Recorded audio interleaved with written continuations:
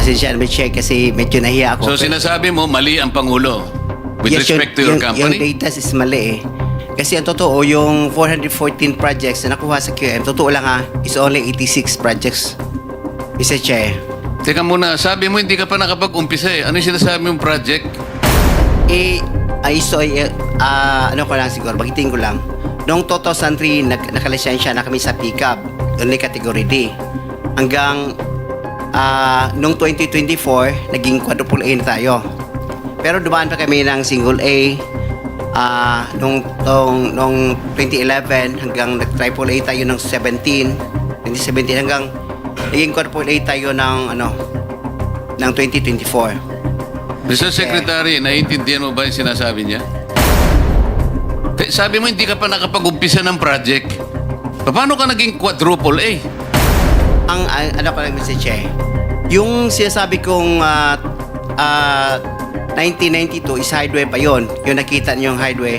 Hindi natin pinag-uusapan yung hardware mo. Ang pinag-uusapan natin, flood control projects. Tinatanong ka kanina,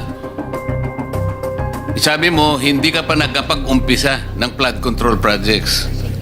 Paano ka nagkaroon ng lisensya? Paano ka naging quadruple A? At lalong mahalaga, paano ka nasama sa 15? Gumawa ka na ng flood control project. Gumawa na tayo ng flood control O project. ngayon gumawa ka na naman. Ano ba talaga yung totoo? Baka hindi ka makauwi sa araw na ito. Nagsisinungaling ka na naman eh. Baka hindi ka makauwi sa araw na ito. Nagsisinungaling ka na naman eh. Ang sinabi ng Pangulo, kasama ka sa 15. Tama, Mr. Huwag Che. mong mamaliitin ito. Bagatas dito, aartihin mo kami. Sasabihin mo, hindi ka pa nagumpisa. Nagumpisa ka isang hardware. May problema dito eh. Ano lang yan, history lang yung sinasabi ko, Mr. Che. Ano na yung totoo? Yung totoo, may lisensya na tayo na quadruple A ngayon. O ngayon nga, ngayon meron ka ng quadruple. Yes, Mr. Che. O, ilang project ang na-execute mo na? Marami na eh. O kanina sinabi mo, hindi ka pa nakapag-umpisa eh. Meron akong hawak na martilyo rito, sinasabi ko sa'yo. Mr. Chair, Huwag kang tatawa-tawa kasi hindi Para sa nakakatawa ito ha. Kanino? Kay Randy, habang hindi pa siya umalis. Naniniwala ka pa dyan? Naintindihan ko, Mr. Chair, dahil tingin ko, Bisaya ito, hirap mag-express ng sarili niya in Tagalog.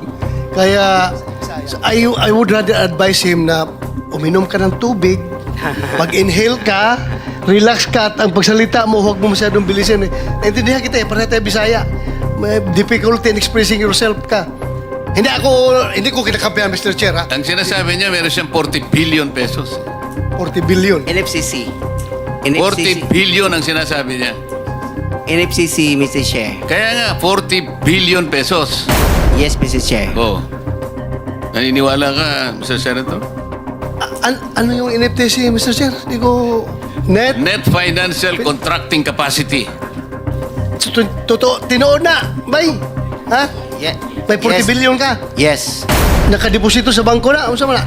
Ay, Paano? hindi. Yung NFCC kinuha sa... Ano yan? Yen o pesos?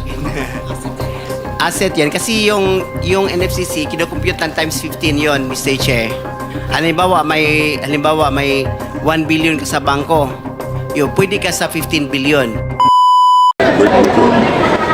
Shout out sa Reaction Vlog, YouTube channel. Please like and subscribe. Mabuhay kayo.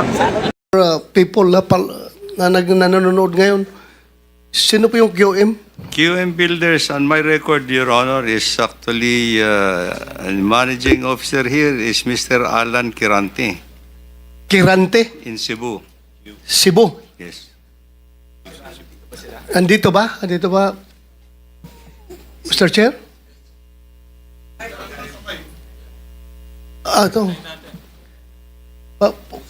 Can we invite him, Mr. Chair? Mr. Chair? Paupuin natin? Tanungin natin? Can the referred representative come over, please? So, I think Senator Bato is willing to ask a few questions from your company.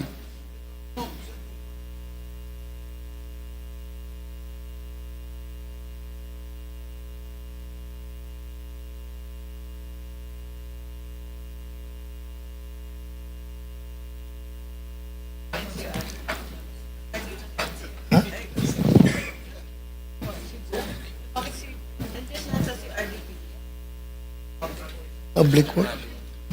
Director General, I think you have to administer the oath of the representative from this construction company.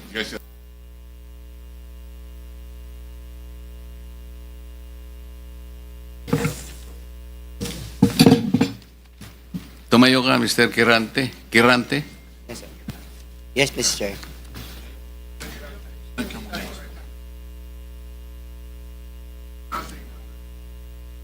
I will. Mr. Chair, with the permission of Senator Gatchalian again. Yes, go ahead. Yeah, Mr. Kirante, ikaw bang may-ari nitong QM Builders na kumpanya? Yes, Mr. Chair. Yung present ni Senator Gatchalian na puro pula, puro logi, can you comment on that? Nagtataka ko, Mr. Chair, kung saan magaling yung information kasi ang QM Builders, nag-upisa tayo sa 1992 as a dealer of hardware and construction materials. Tapos, nung 2003, nag-venture tayo sa construction business. To make it short, pinakita, ano ko na lang. totoo ba yung sinabi ni Senator Gatchalian? Hindi, totoo yan. So, hindi totoo? Galing ho to sa SEC. Is easy yan, ang record. Hindi kasi yung totoo lang, sorry, to make it short, yung QM Builders quadruple A tayo eh.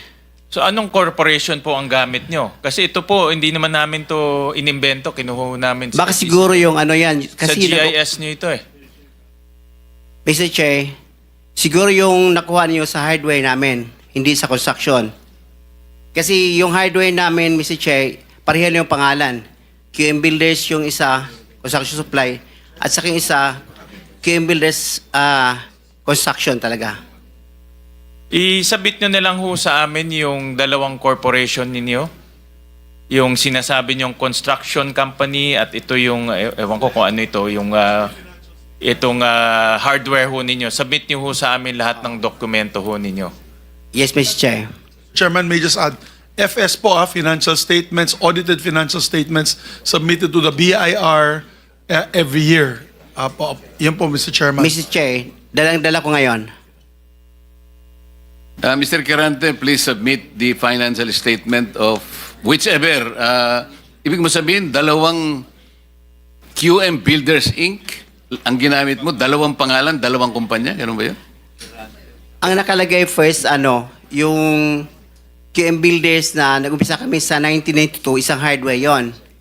Tapos ng 2003, nag-venture kami ng another business, yung construction, QM Builders, construction na yon. Bali, isang pangalan, dalawang klase ng business. Kaya nung 2024, naging quadruple A tayo. Kaya, sa tingin ko, mali. Kasi yung NFCC namin, 40 billion eh. Ngayon. Kaya ngayong kuha naming project is only, wala nga 10% sa project namin nakuha per year. Pasabit na lang sa amin, Mr. Kirante, nung mga dokumento. Yes, Mr. Chair.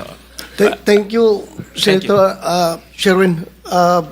That is why, with your presence today, I hope yung mga umiiwas ngayon na mga contractors na hindi pupunta dito will be inspired, will be motivated by your presence na nasagot mo na yun pala sa isang kumpanya mo. So, sana magsisipot sila. Yung mga absent ngayon, next hearing. Di ba? Hindi kita dinidemonize dito, ha? I am actually giving you the chance to present your side. Kaya dapat ganun din ang tingin ng ibang mga contractors na pinapatawag natin. Yun lang, Mr. Chair. Thank you, Senator Gatchalian. Thank you, Senator Bato. And Mr. Kirante, kayo po ang presidente nitong korporasyon. Yes, Mr. Chair. And kayo rin po ang naglagay ng kapital. Yes, Mr. Chair. Nakita ko sa inyong articles of incorporation, puro mga, mga anak nyo, kamag-anak, puro Kirante. Anak yun. Mga anak nyo po. Oh. Kasi baka yung, i-clarify ko yan, baka yung nakita mo dyan, yan, and then, wala pang income yun eh, kasi hindi pa transfer ng hindi pa incorporated yung QM, Mr. Chair. Ngayon, ang process pa yon, kaya walang kita eh. Hindi pa, mali pala kanina eh. Sorry. Pero mali pala kanina yung nakita ko. Ulitin natin. Anong pangalan nung inyong construction company na ginagamit sa DPWH? QM Builders. QM Builders Incorporated. QM Builders yun lang, Mr. Chair. Sole proprietor yun. Yes. Sole proprietor yung inyong corporation. Inyong ginagamit sa DPWH. Yes, Mr. Chair. Kami lang nag-umpisa yung mag-asawa. Tapos yung anong pangalan ng hardware ninyo? QM Builders pa rin. QM Builders Incorporated na. Hindi pa. Hindi Ito pa yung rin. construction is, Mrs. Chair, yung gusto namin gawing incorporated para yung halimbawa yung experience bilang contractor ma-inherit sa halimbawa yung surviving years. Halimbawa kung halimbawa may mangyari sa akin, yung experience ma-inherit sa amin. So itong QM Builders Incorporated, sa inyo ito, Hindi di ba? pa, yes, Mr. Chair, sa atin, hindi pa activated yan. Kaya So- walang kita. So hindi nyo pa ginagamit to sa Hindi pa. pag-bidding? Hindi pa. Okay, sige po. Mr. Chair. Babalik po ako kay Secretary. Secretary, I'll just go back to yung slide kanina, yung mga may capitalization.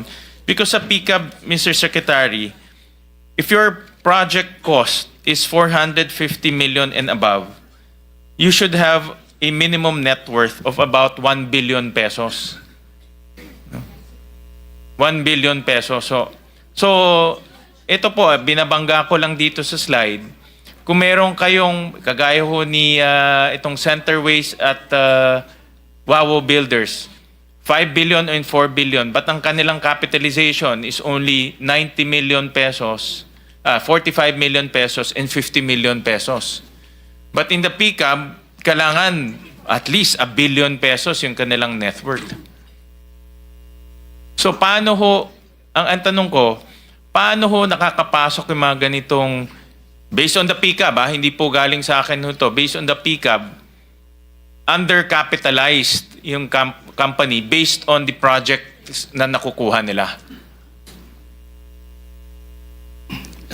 Can we just check a little bit, Your Honor? See, I will just try getting the data for Wawaw.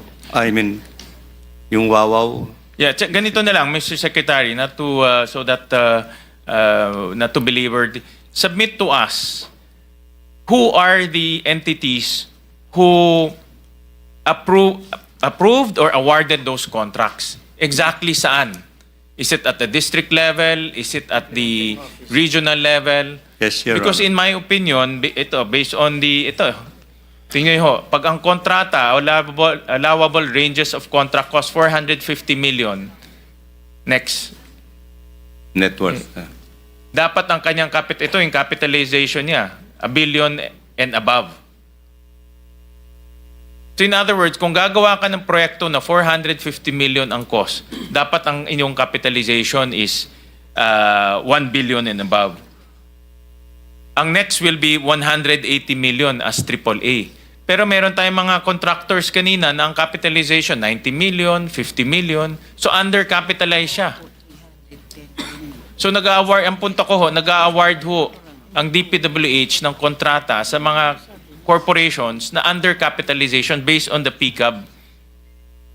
We Table. will submit all this, Your Honor. Submit to us the exact names Yes, Your Honor. because this is the Committee on Blue Ribbon Accountability, so we need to know sino exactly yung mga taong nag-award because we want to see accountability. Yes, Your Honor. Yun ang gusto ho namin malaman. Dahil nga, kung undercapitalized siya, obviously, yung project, papalpak ho talaga. Magtitipid siya. Yun yung napakita kanina na maampaw na project. Walang bakal, buhangin linalagay.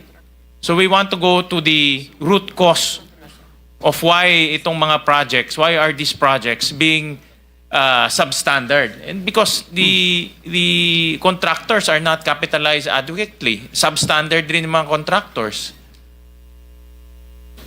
We'll submit all this information and data, Your Honor, and I think we'll have also to submit actually the process of pre-qualification, Your Honor, para. Correct. We read the process of pre-qualification, but may nakakalusot ng mga ganito. Capitalization, 45 million, but you're undertaking 5.1 billion pesos in projects.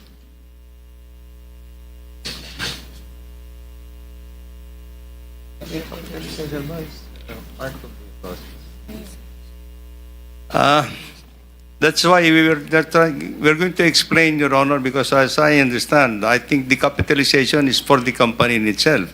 Yes, I know. And I But the think capitalization is also linked to the NFCC, yung net financial contracting capacity. yes, Your Honor, the net contracting capacity is to be based on the audited financial statement by the BIR. By the BIR, they have to issue that net NFCC. So that is the only basis of the document that we use actually. That is to Well, be submitted. in my opinion, there is some form of, I think, collusion or some form of corruption in awarding the contracts to contractors who are not capitalized adequately. That's the point I'm trying to make. Yan ang aking punto. We'll look into Dahil ang this. gusto na, kung bilyon ang iyong kontrata, dapat yung capitalization mo rin malaki.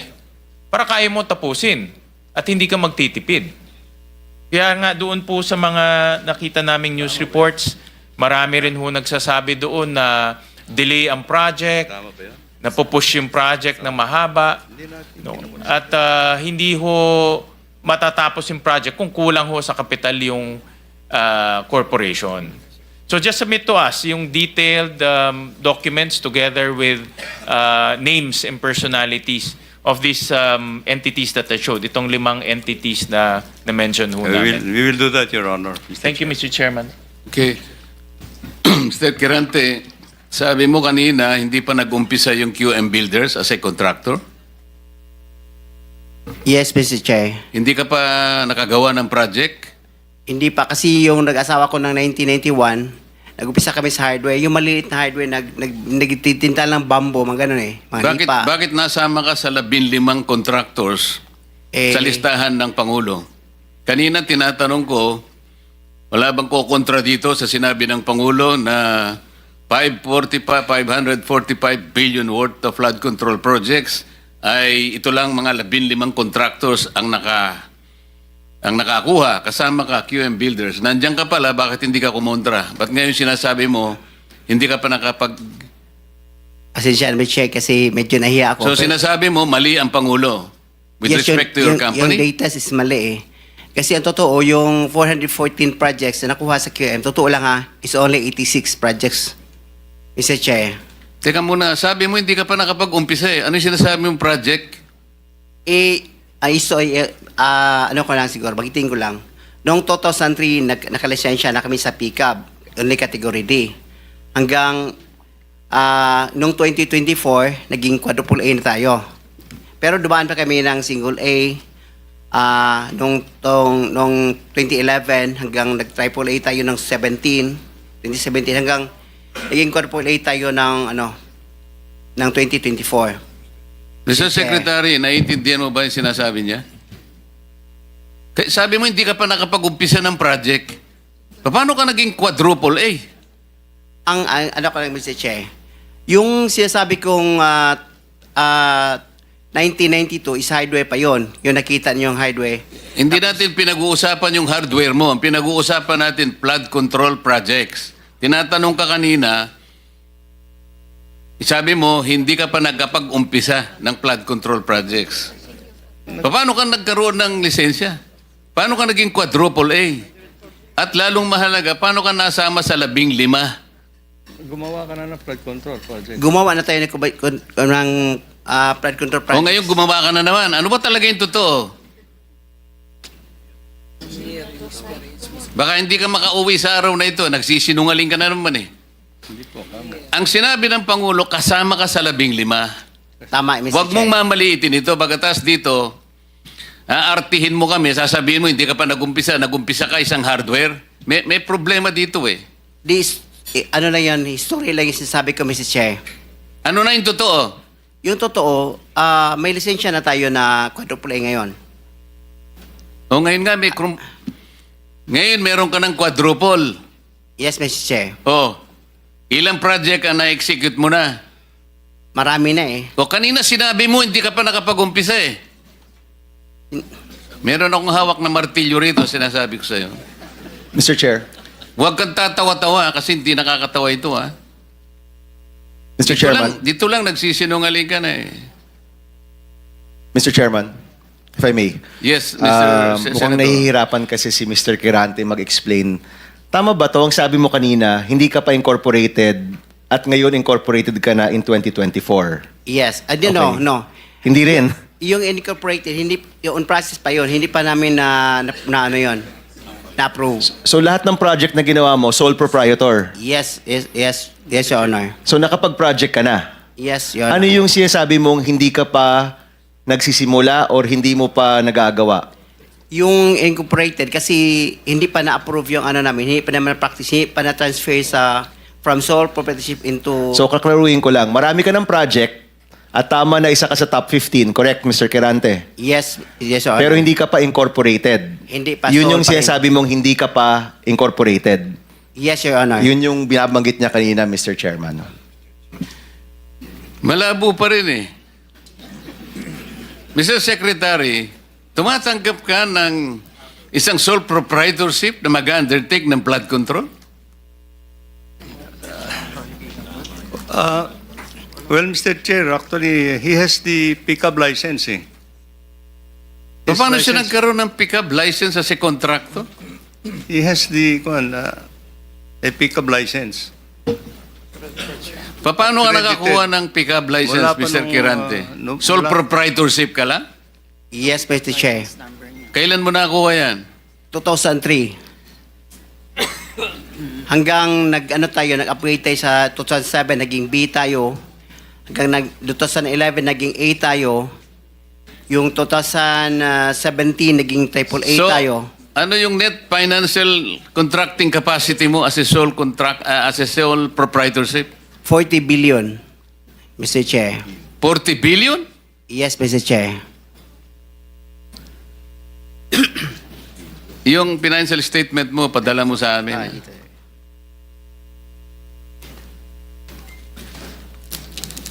Mr. Chair, if I may.